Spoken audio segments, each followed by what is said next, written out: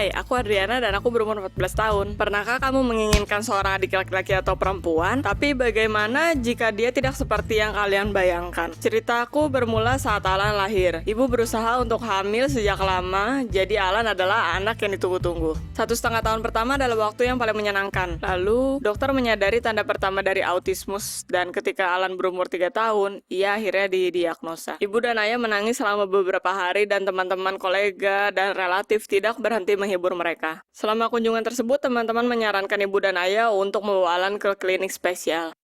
Aku sangat sedih. Aku mengutarakan perasaanku dan meminta mereka untuk pergi.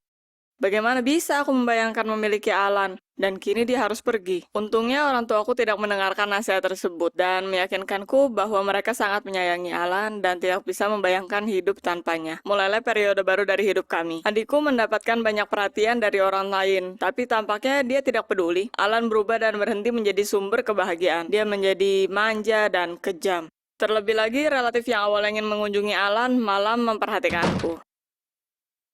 Ini menjadi realita baru. Realita lainnya adalah ayah dan ibu akan mengancingkan jaket Alan, dan aku dibiarkan untuk memutuskan sendiri baju apa yang ingin aku pakai. Dia mendapatkan sarapan spesial dan aku harus menuang sendiri sereal dan susuku. Dia mendapatkan semua perhatian dan ciuman dan tidak ada yang bilang kepadaku, "Semoga harimu menyenangkan di sekolah." Pernahkah kamu merasa seperti roda ketiga di rumahmu sendiri? Aku pernah, dan itu menyakitkan.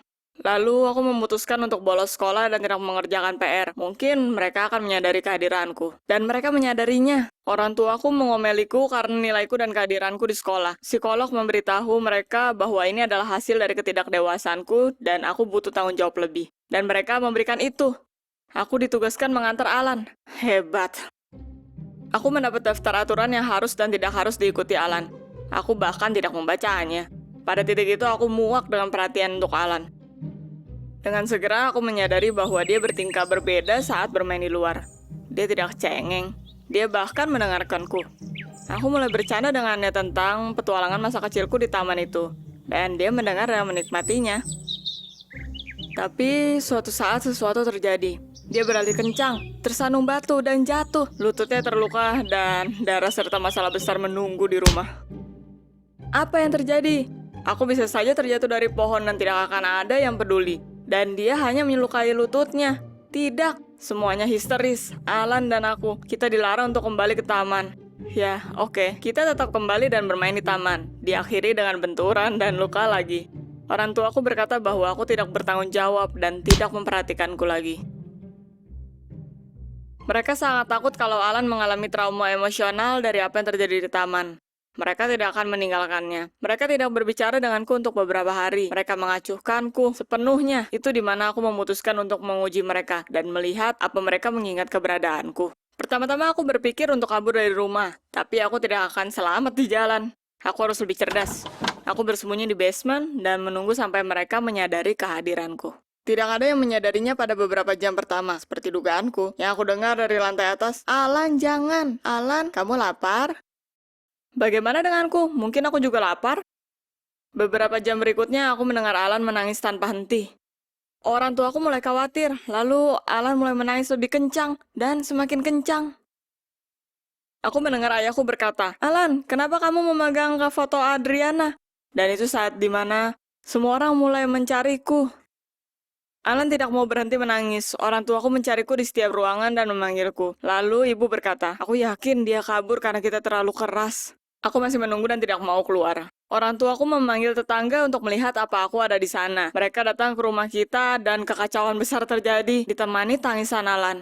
Mereka memutuskan untuk ke kantor polisi, tapi aku tidak bisa membiarkan itu terjadi. Lalu aku keluar. Alan menyadarinya, dia memanggil namaku sangat jelas dan sadar untuk pertama kali dalam hidupnya. Dia menghampiriku dan menangis.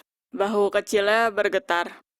Lalu datang orang tuaku. Mereka memelukku dan memohon pengampunan dan menangis juga. Itu saat dimana aku menyadari betapa aku sangat dicintai oleh mereka. Dan Alan, aku merasakannya di jiwaku bahwa mereka keluargaku. Keesokan harinya setelah semuanya tenang, kita berbicara serius. Awalnya hanya perkataan sederhana, tapi aku juga ingin mengatakan sesuatu.